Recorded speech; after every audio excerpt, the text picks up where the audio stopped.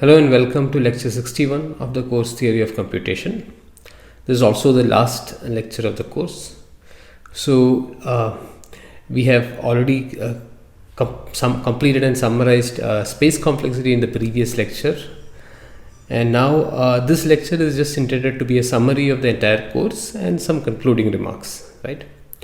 So in the beginning of the course we asked this following question: what are the fundamental limits and capabilities of computers, right? Of what is computation, what can computation do, what is there something it cannot do, how much it can do, right? So these are the things that we wanted to understand, right?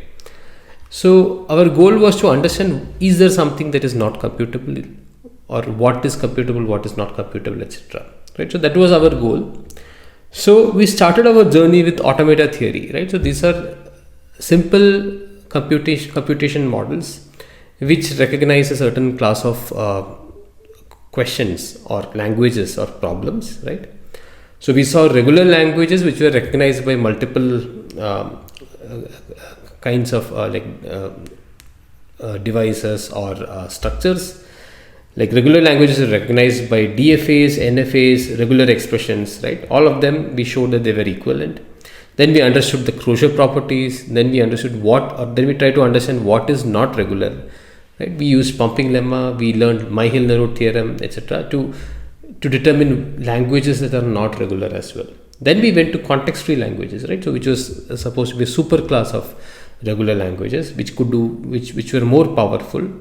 This was recognized by context-free grammars and pushed on automata, right? So again, there were two equivalent models.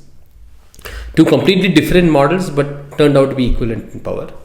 Then we saw grammars like Chomsky normal form. We saw the concept of ambiguity, right, where there is a string that is derived in two different ways, right? We also saw languages that are not context-free using pumping lemma. We also saw the CYK algorithm, right, which was an algorithm that can very efficiently tell us whether a given string was generated from a given grammar if the given grammar is given in the Chomsky normal form. So we understood these structures, these automata in yielding the regular and context-free languages, and this was like in its own right, it's interesting, right? You have regular languages and context-free languages.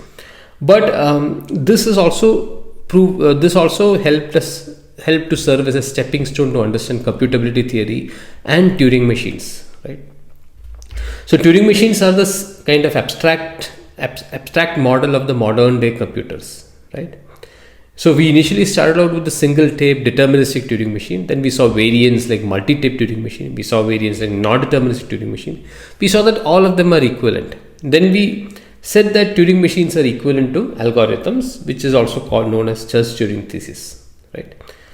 Then we defined what is decidable, what is not decidable, right? So decidable are those languages that have some Turing machine that can decide it, meaning it should be able to take the string as input and should be able to definitively tell whether it is in the language or not.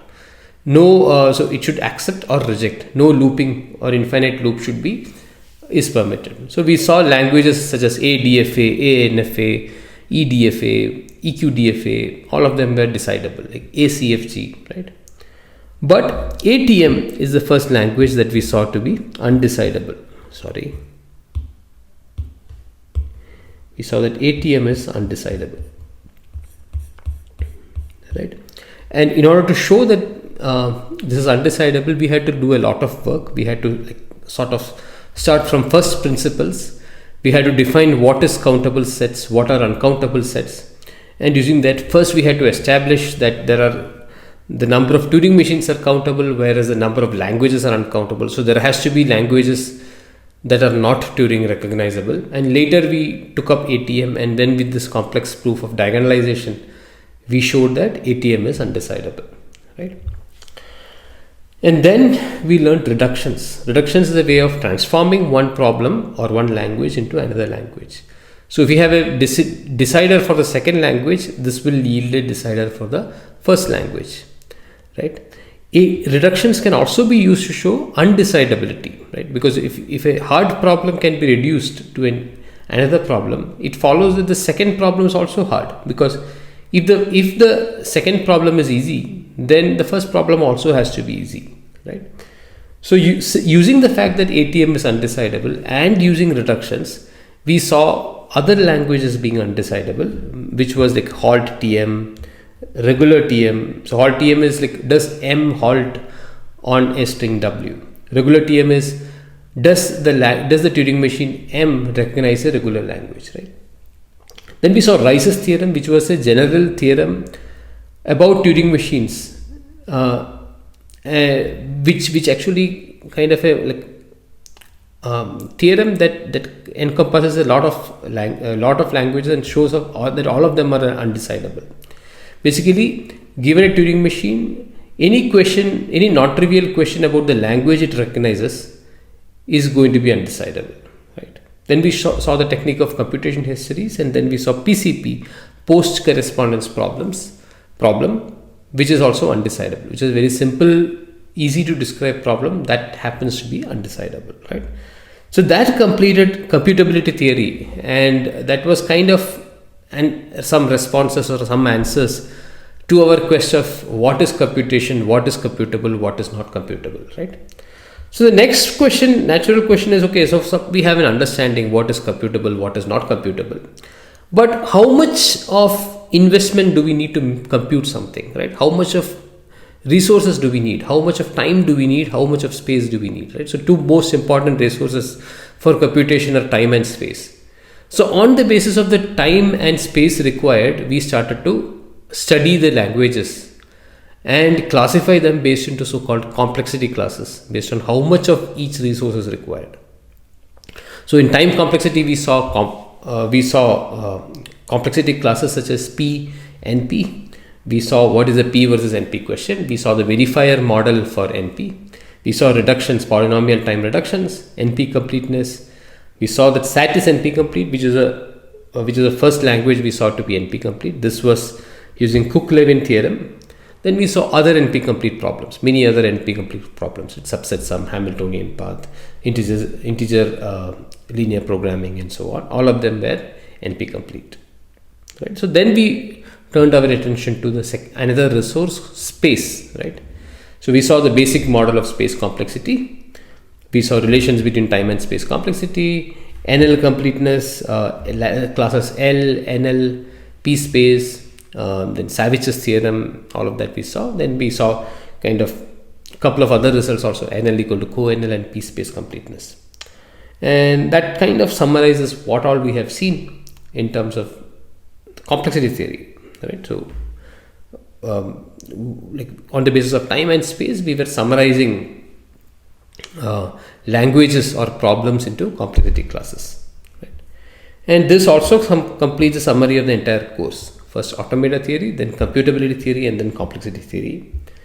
And so this is what we saw over the entire course. Of course, each one of them, some of them you could actually have spent more time, but then we have this course is for a fixed duration, and there are many hopefully we have covered enough breadth that helps you to pursue a specific tangent or direction that you find interesting on your own, right? CIPSER itself has excellent problems and also other chapters that we have not really touched, right? So we didn't touch chapter 6, then chapter 9 and 10 we did not touch.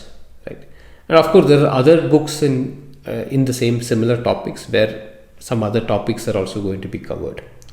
So if you're interested in this kind of stuff, there are several ideas and directions that could be pursued. So one of the most important directions that I would suggest is to learn complexity theory, computational complexity theory. So some starting point is there in CIPSER itself. You can try to read chapter 9 and 10, right? So there are things like hierarchy theorems, time hierarchy and space hierarchy theorem. So basically it says that if you have, let's say, n cubed time and n squared time, there are languages that need n cubed time but cannot be decided in n squared time. And similarly for space, there are languages that can be decided in n cubed space but cannot be decided in n squared space. Basically, if there are two functions, one of which is faster growing and one of which is slower growing. There is something that you can do with a faster growing function but cannot with a slower growing function. This kind of results are called hierarchy theorems. Then there are oracles, relativization. There is something called polynomial hierarchy, which we did not cover. Then there are other models of computation that we have not covered, right? We just talked about two different things like time and space complexity. There are other models of computation. So the interesting thing is that these models of computations come with different types of resources, not just time and space, right? So there is circuit complexity, where we look at circuits meaning Boolean circuits, right? So it could be, and it could have the components of these circuits will be AND gate, OR gate, NOT gate, like Boolean logic gates, right? And these are used to build functions, which can be used to answer questions, right? Like same questions as we considered, like is like subset sum or 3-SAT or whatever. We can build circuits to answer them, right? And we can try to like understand these languages in terms of what types of circuits are required. So you have complexity classes based on what types of circuits can decide them, like, right? So what types meaning like how many gates does it have, what is like the depth of it, what is the size of it, and so on, right? So there are other resources that come into play. Another interesting area is randomized algorithms or randomized computation. So again, in randomized computation, we use in addition to the input, we also rely on random bits or random coins, right? So we want to do something, so you take the input, and when there are steps where we will just toss a coin, and if the coin says heads, we will do something. If the coin says tails, we will do something else, right? These kind of algorithms are called randomized algorithms, and there is a lot of scope for there are complexity classes that are specifically designed for randomized computation, right? So there is a lot. There are courses in many universities where you just learn randomized computation or randomized algorithms, right? Another one is counting complexity, right? So we talked mostly about decision problems, yes/no problems. There are problems where you can ask to count something, like how many paths does this graph have from a certain vertex to a certain vertex? How many matchings does this graph have, right? Perfect matchings. How many spanning trees? How many spanning trees does this graph have, right? So these kind of questions where you count something, right? So this is a different. Again, there are complexity classes for addressing these type of questions. Another one is interactive proofs, where we actually answer questions using interaction between two parties, right? So all of them are like have their own computation model and have their own sets of complexity classes, where we classify problems based on the resource needed in these kind of situations, right? So these are all very interesting, and one place where you can find some of these directions kind of addressed is my own. I have a course on computational complexity, which has been offered some like July August semesters over NPTEL platform. But if you're just curious to learn, you don't need to actually wait for the offering, right? You can just the videos are there available in the public domain. You could just go to the portal or the YouTube and watch these videos, right? So this is one place where you can learn some of these stuff. I think most of these stuff. But there are also courses on computational complexity by even other great professors from many other big universities, right? So you could actually try to watch them as well, right? So I'm just saying there is a lot of material available in the internet for these things, available for free as well, right? So these are questions, or this if you're interested in this kind of things, some of these topics you should try to think about or try to read up, try to explore on your own. That will be a lot of fun, right? Perhaps you'll be interested to learn more, and that is my hope too, right? yeah, so as I said, my hope is that you learn more and get interested in these topics and continue to maintain interest in these topics, right? So that's so we'll have a lot of people who are experts in these kind of areas, right? If you have any feedback, please let me know. Any comments or suggestions on the lectures, or how it was structured, or any way it could have been improved, right? So in case I teach this course, I get a chance to record again in the future, I could take this into account, right? If there is something that you liked, something that you did not like, feel free to let me know. I'll be happy to hear the comments and feedback, right? I think NPTEL also offers, or NPTEL also has this proper feedback system at the end of the course. So please give your feedback in the NPTEL portal as well, right? My email ID is given here. It should also not be difficult to find. If you just search for my name, Subramaniam Kalyana Sundaram, or search for my name, IIT Hyderabad or something, you should easily be able to locate my homepage and my email ID, right? So if you have any suggestions, feel free to write to me. And as I said, hope you enjoyed learning, and hope you will be continued to, hope it excited you, interested you, hope you will continue the interest, right? And maybe hope at some point we'll run into each other in the real world as well. And that's all. So hope you had fun learning this course, and thanks a lot for listening in, tuning in, and that's also, perhaps we'll meet in some other course, some other location sometime. Thank you.